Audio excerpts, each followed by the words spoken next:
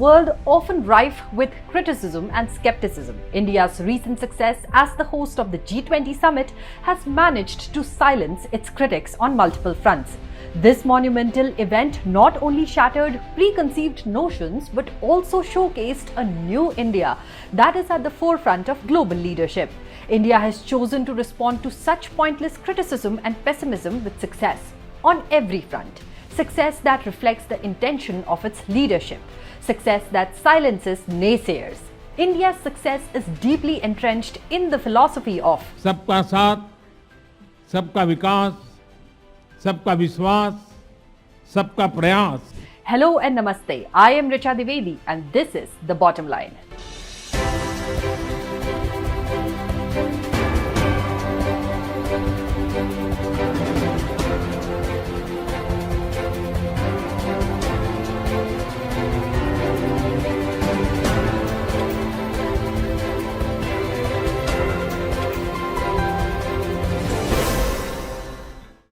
Many critics, both at home and abroad, had harbored preconceived notions of the G20 summit's failure. Some eagerly awaited the government's stumble at this crucial juncture, while others doubted the summit's ability to produce consensus in our polarized world. Even the absence of leaders like Xi Jinping and Vladimir Putin cast doubt on India's potential for success. Take a look at these predictions by leading publications from India and abroad. A common undertone, a cocky forecast that there will be no consensus at the G20 summit, that there will be no declaration, that a lot was at stake in how it will all result in a failure of India at the global stage. Such publications predicted failure before the G20 summit even commenced. They not only questioned the possibility of consensus, and they even wrote obituaries for globalization itself. Then began the G20 summit, and the New Delhi Leaders Summit Declaration emerged as a breakthrough, with all G20 members reaching a consensus on the opening day itself. Teams के hard work से और आप सभी के सहयोग से नई Delhi G20 leaders summit declaration पर सहमति बनी है. The New Delhi Declaration, with its 38 paragraphs, received 100% consensus on developmental and geopolitical issues. India's presidency of the G20 produced an impressive 73 outcomes and 39 annexed documents, more than doubling the substantive work compared to previous presidencies. All in all, a massive win for Bharat.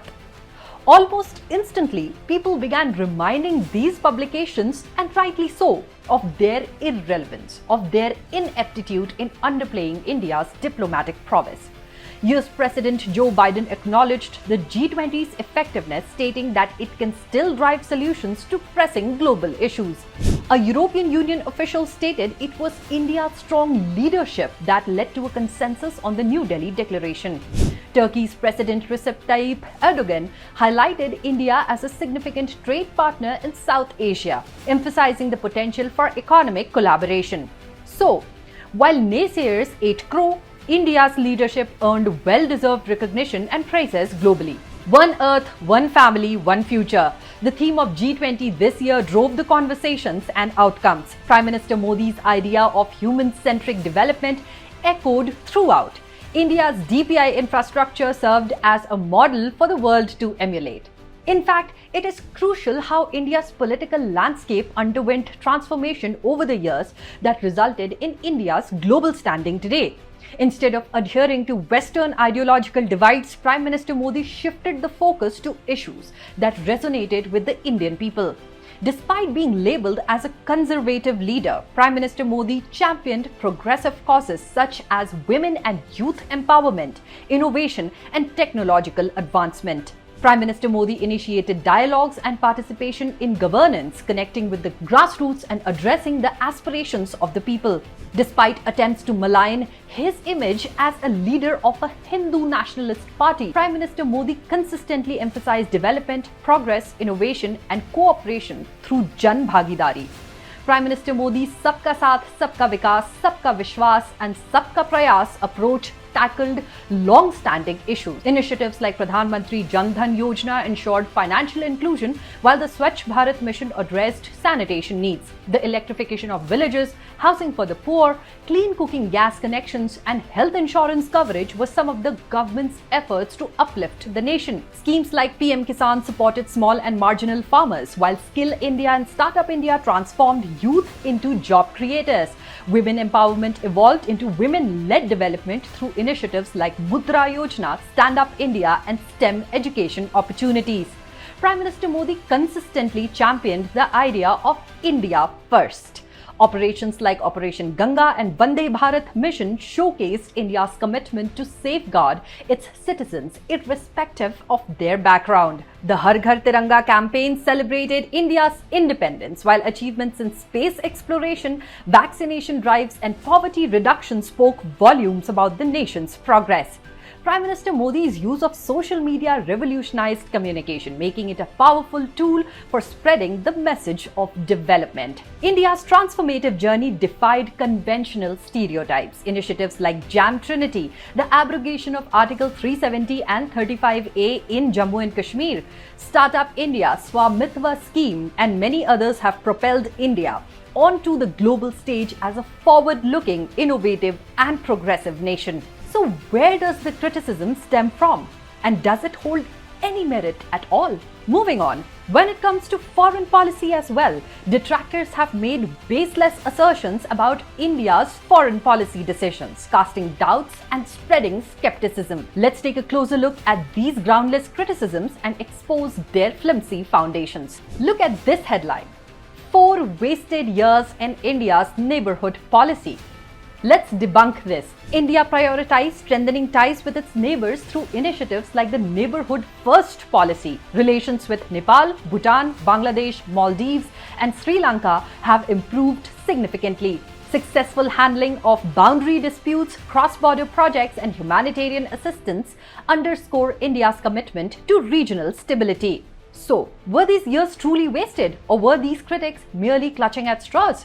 Critics have questioned India's Look East policy and its failure to involve its northeastern states. But the reality is far from this divisive headline. India rebranded the Look East policy as the Act East policy, leading to increased connectivity, trade, and defense collaborations with Southeast Asian nations. Prime Minister Modi's vision, encapsulated by Sagar, which is security and growth for all in the region, emphasizes regional security and economic well-being. India also invested in infrastructure within its northeastern region, creating development opportunities. That is something you, I, and the people living in the northeast can see as tangible proof. So will it be wrong to say that these critics are blinded by their own bias? Now, ever since the war in Ukraine began, critics have been questioning India's ability to balance relations with major powers. In fact, they have expressed their annoyance at India not toeing the Western line. But does that matter? India skillfully navigated international politics, maintaining relations with the United States, Russia, China, and the European Union. It signed key agreements with the United States while maintaining strong ties with Russia. India resisted external pressures and maintained autonomy over strategic decisions. Again, the same critics doubt India's commitment to galvanize the global south. Its economic growth solidified its position within the global south, serving as an example for other developing nations. India strengthened diplomatic and economic ties with initiatives like the India-Africa Forum, India-Pacific Islands Cooperation, and bilateral agreements. India expanded its development assistance programs benefiting countries in the global south. In fact, with the inclusion of the African Union in the G20 group, India has truly emerged as the voice of the global south. Now coming to China, we have heard critics and of course China supporters at home how India's China policy is a failure. What you should know is that India took an assertive stance on border disputes, intervened in the Doklam standoff, and accelerated military modernization. It joined the Quad to counter China's assertiveness. Economic measures reduced dependence on China. Diplomatic channels remained open for peaceful resolutions. Time and again, India, led by Prime Minister Modi, has proven to be a diplomatic champion. Foreign leaders have praised Prime Minister Modi for his leadership. President Trump called him a true friend. President Putin called him a big friend of Russia. Prime Minister Netanyahu hailed him as a revolutionary. President Macron commended his stance on Ukraine. Prime Minister Albanese likened him to Bruce Springsteen. President Biden recognized India's influence in the Indo-Pacific. Prime Minister Marape saw him as a leader of the Global South. IMF's Geeta Gopinath congratulated him for hosting a successful G20 summit. World Bank President Ajay Banga praised India's G20 presidency. President Erdogan acknowledged India as a key trade partner in South Asia.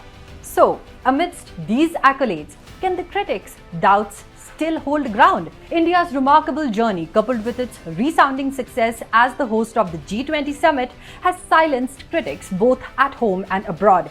This new India has emerged as a global leader, dispelling preconceived notions and showcasing its commitment to development, progress, and cooperation on the world stage. We leave you with this question. In light of these accomplishments, do the critics' concerns remain valid?